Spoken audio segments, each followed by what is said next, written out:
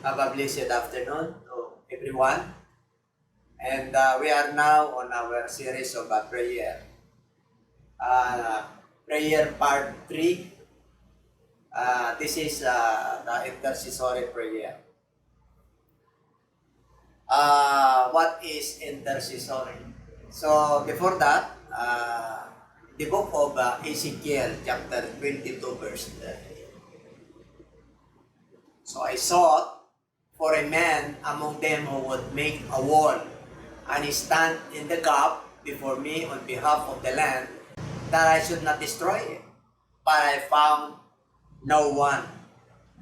Naghanap po ng lalaki sa gitna nila nagagawa ng pader at makakatayo sa sira sa harapan ko para sa lupain upang wag kong wasakin. Ngunit wala akong natakwan. Ito po yung panahon po nila Ezekiel, ang kasamaan ng mga pinuno ng Israel. So naghahanap po ang Panginoon Diyos na mamapagitan. Kaya sabi niya sa verse 31, kaya't aking ibinuhos ang aking galit sa kanila. Aking tinupok sila ng apoy ng aking puot. Ang kanilang sariling lakad ay aking siningil sa kanilang manguulo, sabi ng Panginoon Diyos. So ang ating tatalakayin po sa gabi ito, sa hapong ito, ay intercessory prayer. What is intercession? It's from the Greek word, dioksos, which means petitions made on behalf of others. Ito po ay kahilingan o panalangin para sa iba. Ito po ay may kabigatan na panalangin. Ito po ay may kakayanan na magdala ng kabigatan para sa panalangin para sa iba. So, in other words, in short, ang intercessory po ay mamamagitan po tayo para sa iba. Okay, instead na yung sarili po natin, iba po yung ating ipapanalangin.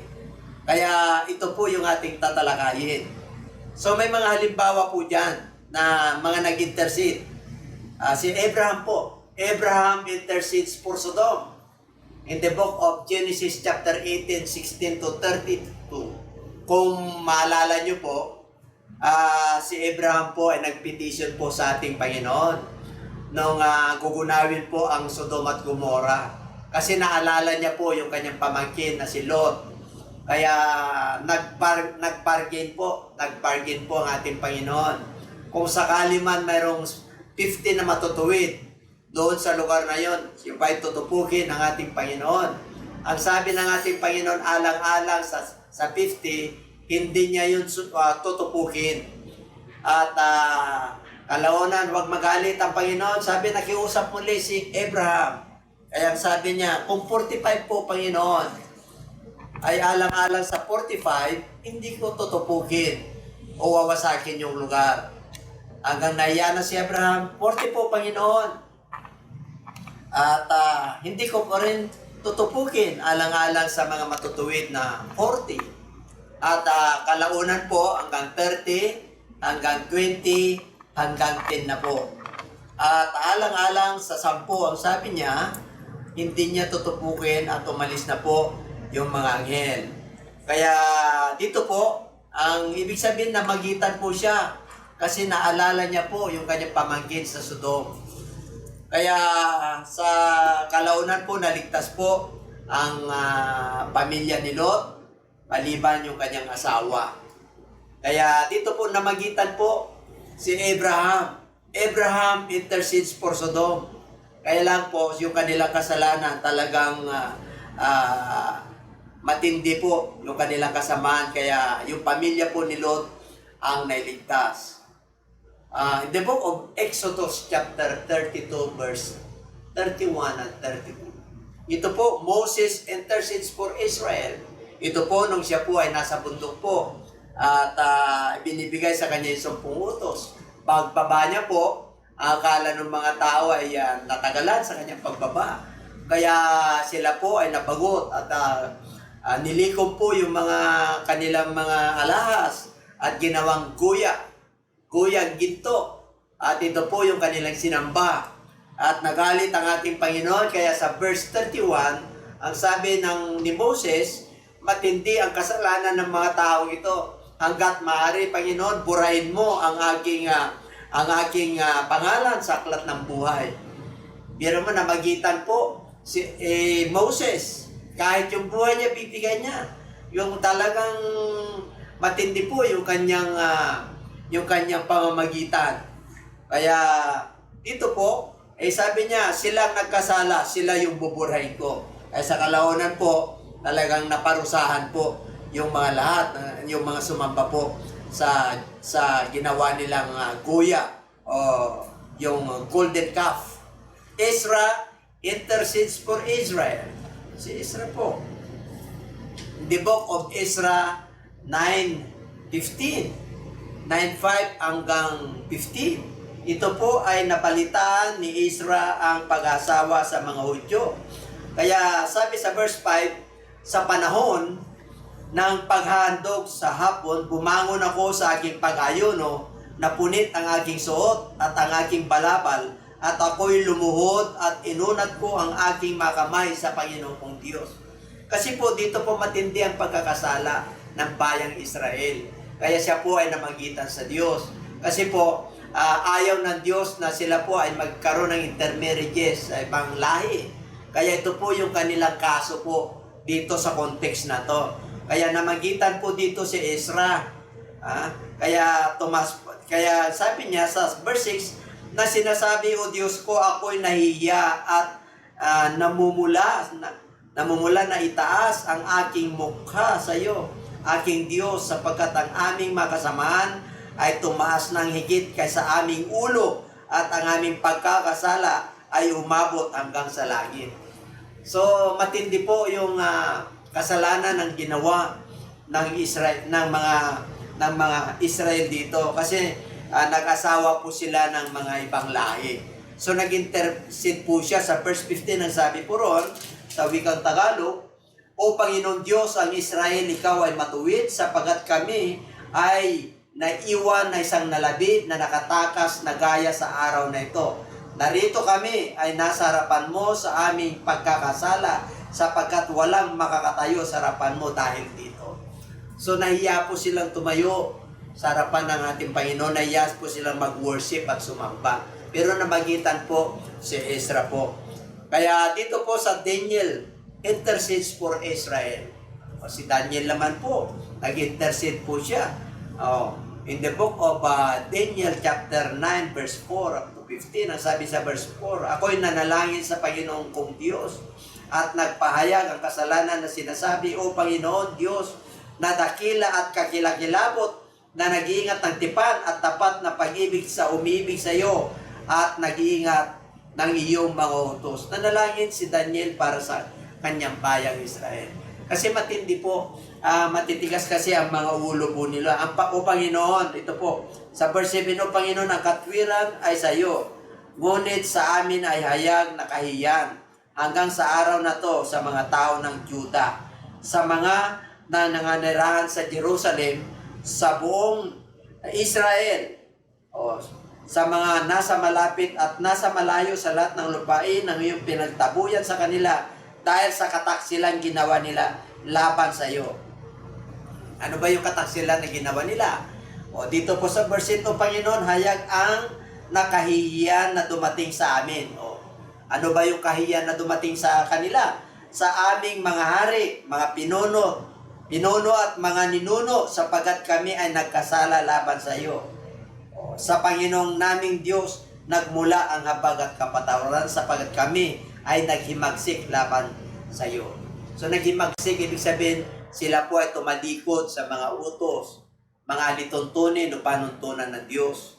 Hindi nila pinakinggan yung kanilang propeta, yung mga pinapahayag ng Diyos sa kanila. Kaya nanalangin po at namagitan po si Daniel diyan sa Daniel chapter 9 verse 4 up to 19. Kaya napakalaga, at itong mga sa lumang tipuan po talaga namang in-spare ng ating Panginoon at pinatawad po sila dahil may ginamit at may namagitan para sa kanila. Ano ang magagawa ng intercession? What intercession can do? In the book of 2 Chronicles 7:14, it is a very familiar verse.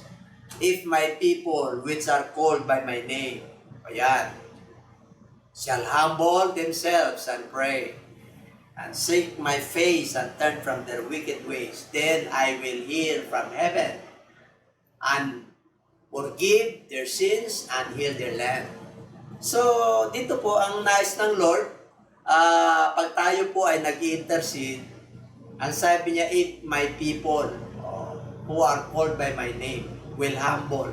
So, kailan po ng humbleness? Kailangan po ang pagpapakumbaba.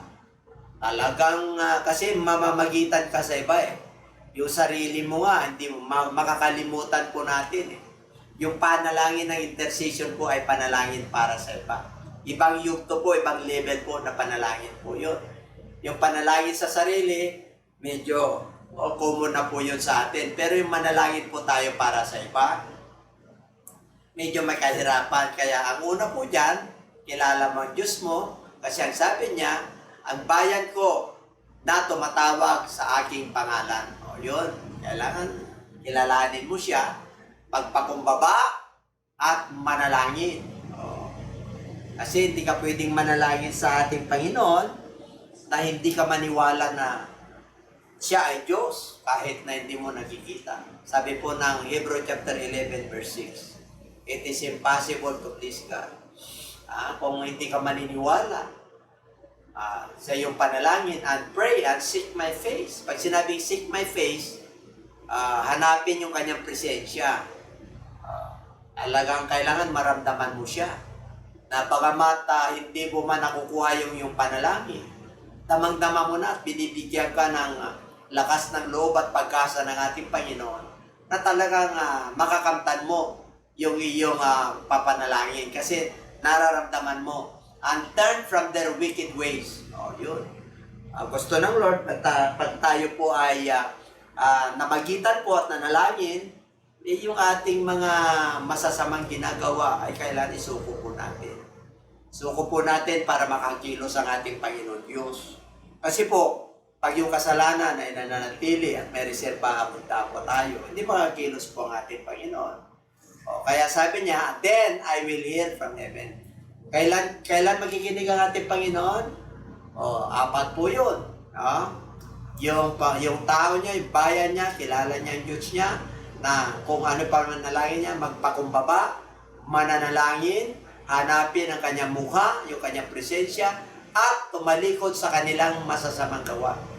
Then, ayun, I will hear from heaven, yan, and will forgive their sins. Kaya pag namamagitan po tayo, kailangan talagang kalugod-lugod po tayo sa harapan ng Lord. Hingi po tayo sa Kanya, kasi nagpipetition po tayo. Nakikiusap po tayo sa Kanya para sa iba. Iba po yun. Kaya kailangan karapat-dapat po tayo, worthy po tayo. I will hear from heaven and will forgive their sins. Doon tayo patatawarin and I will heal their land. Pag sinabing heal their land, ay tugon na po. Kung kabuhayan po yan, i-heal ng Lord yan. Kung karamdaman po yan, pagagalingin ng Diyos yan. Kung kabuhayan po yan, talagang i-bless ng ating Panginoon yan. Kaya yung pamamagitan po natin ay hindi ganun kadali. Yun yung requirement ng ating Panginoon. Ano pa? Sabi po ron sa book of Matthew chapter 5 verse 44, but I say to you, love your enemies. Bless those who curse you.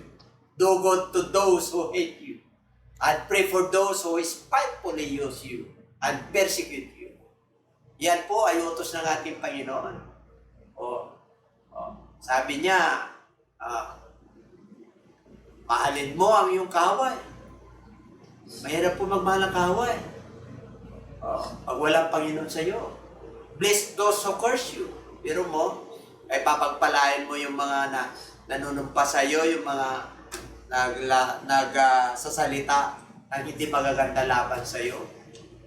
Yung hindi gumagawa ng mabuti, yung mga talagang nag-hate, yung talagang may sama ng loob. And pray for those who spitefully use you and persecute you.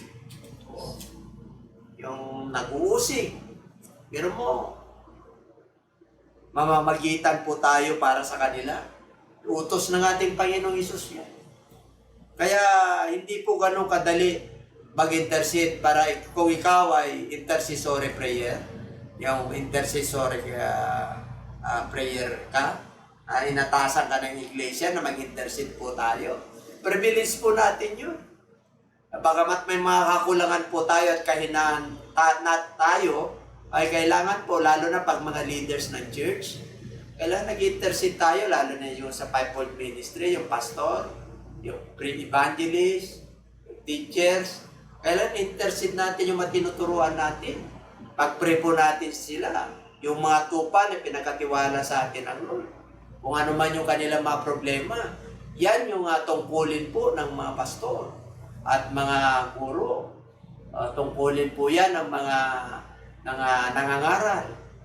Kaya pag ikaw ay leader sa church, kailangan na nag-intercede ka talaga para sa kawan ng ating Panginoon. Kasi ano yan, pinakatiwala po sa atin yan at darating ang panahon na ipagsusulit po natin yan. In the book of 2 Corinthians 1:11, if you also helping together in prayer for us, yan po, that thanks may be given by many persons on our behalf for the gift granted to us through many. Sa wikang Tagalog po, sapagkat hindi kami sumusulat sa inyo ng ibang bagay kundi kung ano ang inyong mababasa at maunawaan. At dito po sa 2 Corinthians 1:11, dapat din ninyo kaming tulungan sa pamagitan ng pananalangin. Ayan. Magtulungan daw po tayo. Ibig sabihin mag-intercede. Dapat din ninyo kaming tulungan sa pamagitan ng panalangin upang marami ang magpasalamat alang-alang sa amin para sa pagpapalang ipinagkaloob sa amin bilang kasagutan sa maraming mga panalangin. So, ito po yung tumutulong sa atin, yung mag-intercede.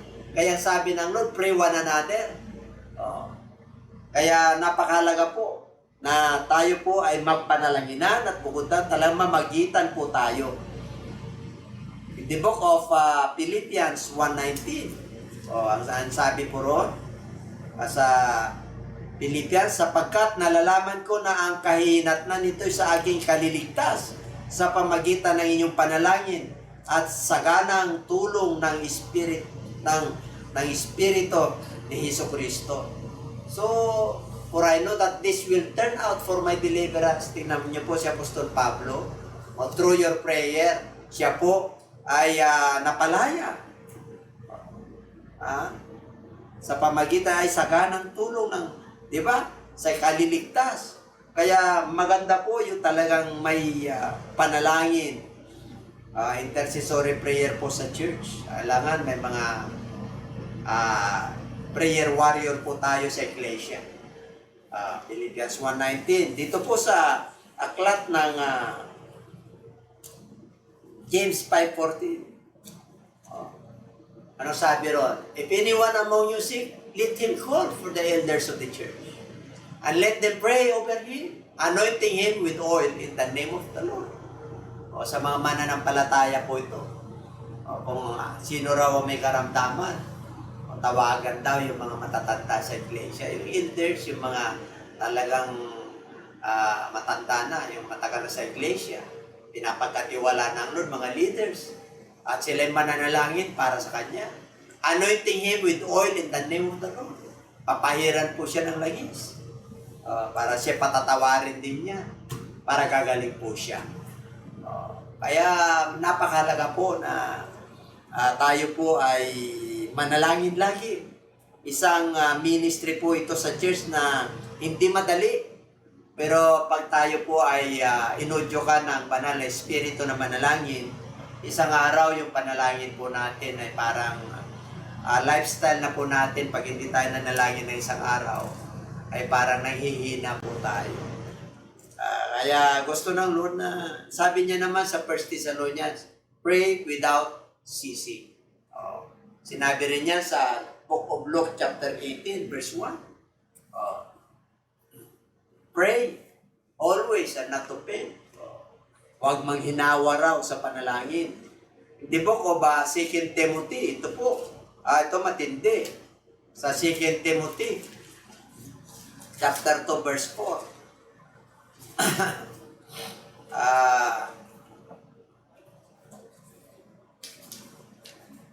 Therefore, I exhort you, first of all, that supplications, prayers, intercessions. So, nandun yung word na intercessions. And giving of thanks be made for all men. Yan na, for all men. O, sa 3 hanggang 4 po yan. For the kings, una, lahat ng tao, for all kings and all who are in authority. O sa mga namamahala, yung panalalagin natin, that we may lead a quiet and peaceable life in all godliness and reverence. O yung may paggalang at mapamumuhay ng makadiyos para mayroon tayong kapayapaan. O quiet and peaceable life. Kasi po pagka tayo pinapanalangin na mamagitan tayo sa mga namumuno sa atin, siyempre po may kapayapaan. Verse 3, for this is good and acceptable in the sight of God our Savior. For who desires all men to be saved and to come to the knowledge of truth. Apat po ang dapat nating panalangin dyan sa talatang yan. Una, pray for all men. Lahat daw. Lahat ng tao. Ang ibig pong sabihin, lahat ng kapag-anak mo, lahat na ipapaalala sa iyo ng ating Panginoon, panalangin po natin sila. Kasi yun ang hiningi ng Lord eh. Ang pananalangin po ay hindi ganun kadali. Kaya sabi ng ating Panginoon, enter not into temptation. The flesh is weak, but the spirit is indeed willing to pray. Kaya pag ikaw ay mas mataas ang spiritual mo, ay matindi ang pananalangin mo. Una, pray for all men. Pangalawa, pray for the nation and its leaders.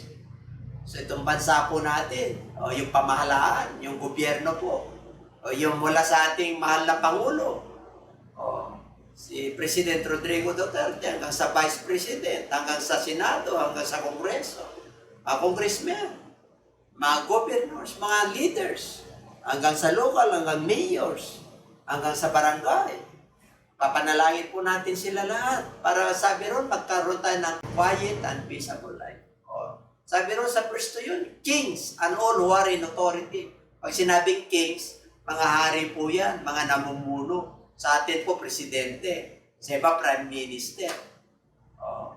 Kaya sama natin, kaya para sabi nila, para tayo po ay dadalhin sa makapayapa.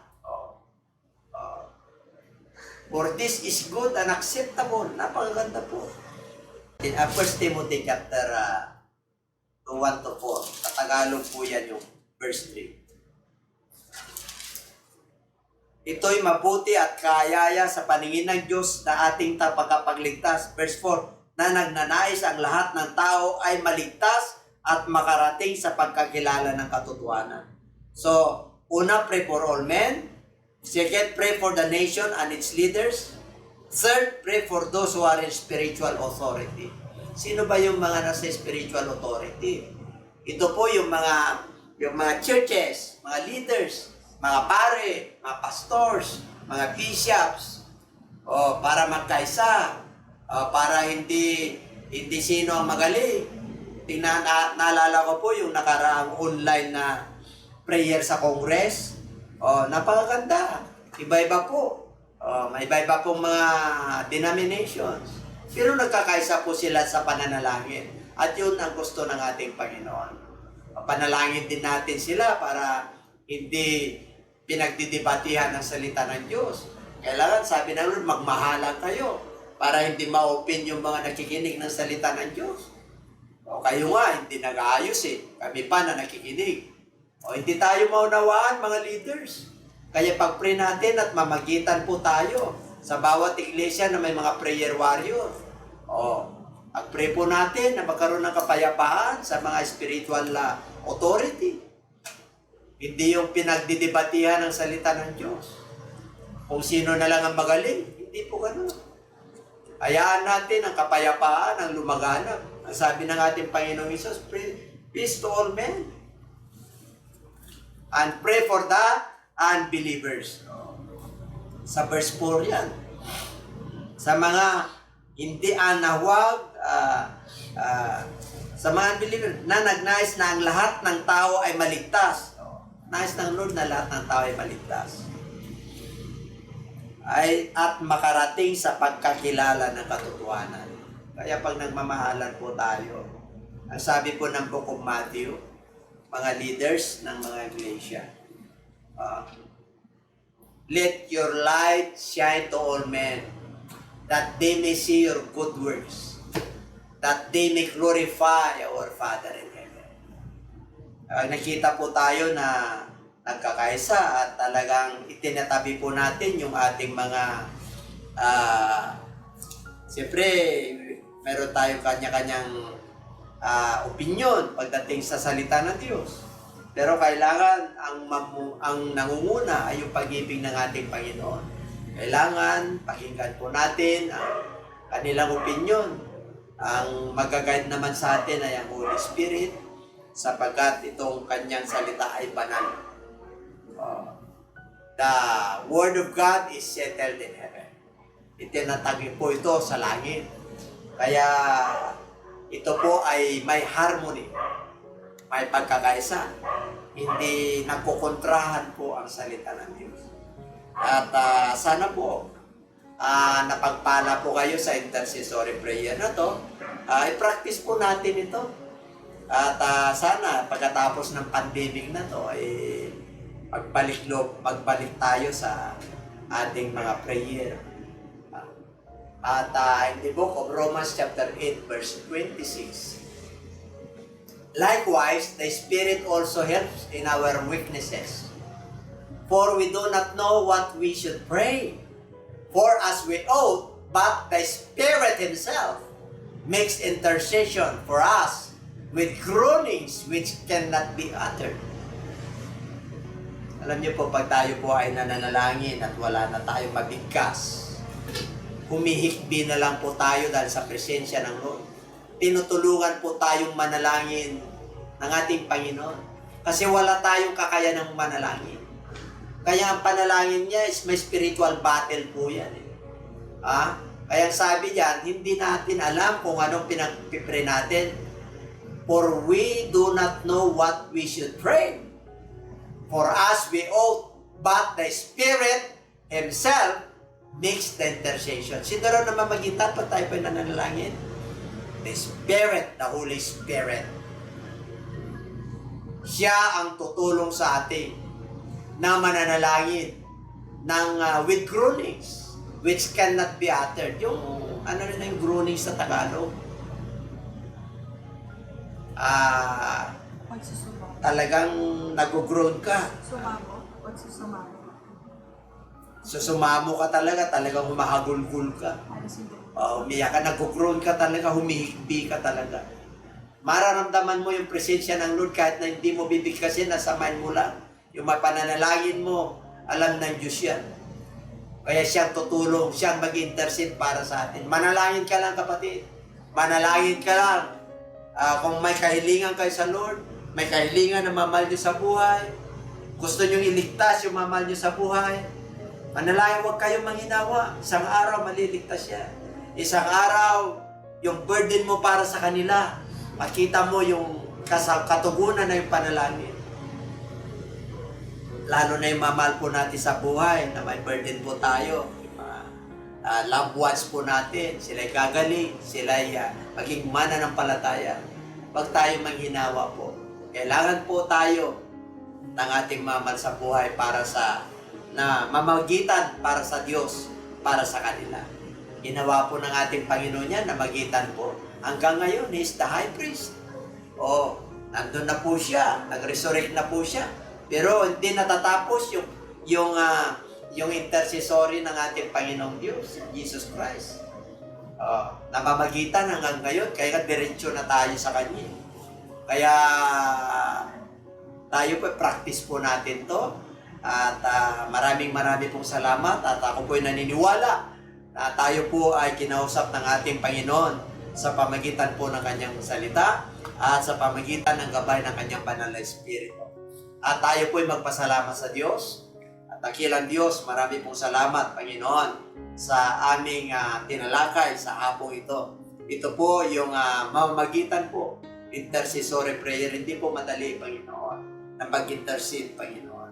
Pero tutulungan niyo po kami, tulad ng sinabi niyo, Panginoon, and if my people which are called by my name shall humble themselves and pray and seek my face and turn from their wicked ways, then I will hear from heaven. I will forgive their sins and I will heal their land. This is your promise, O God. Thank you so much, Lord. Hallelujah. At binigyan mo muli kami, Panginoon, ng pagkakataon at natuto po kami sa iyong aralin sa hapong ito. Mahirap po mamagitan, Panginoon, para sa iba. Pero Diyos, ito po ay privilege namin bilang mananampalataya, bilang leaders ng iglesia, na mamagitan po. Tulungan mo kami, Panginoon, na mag-intercede at sa pamagitan po ng Banal na Espiritu, kakayanin po namin ito. Maraming pong salamat, Ama. Purihin ka na Diyos. Ito po ang aming samot dalangin sa pangalan mo, Panginoon Jesus.